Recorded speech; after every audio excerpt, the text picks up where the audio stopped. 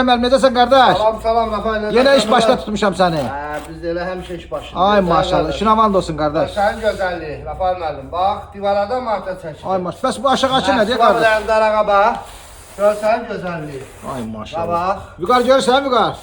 Gözünə sual. Ay baba müəllim, bəs sən canım bu aşağıdakı nədir bu deyə bu? Bu Rafael müəllim, Ağlayda olub.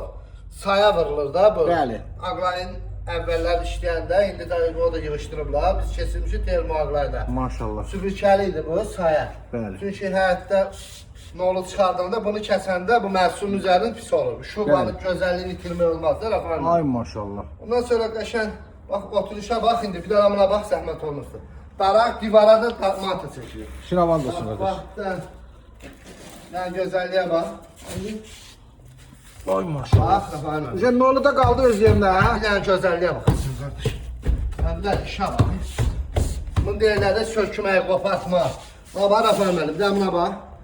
Bunu qopartmaq olar qardaş. Ay maşallah. Buna bax. Ay Görsən? super qardaş. İşin aman olsun. Sağ ol, var ol. Amma bəziləri heç bunun arxasına toska ilə vurur qardaş. Uşaq, işi. Sağ ol qardaş. İşin aman olsun. Sağ ol.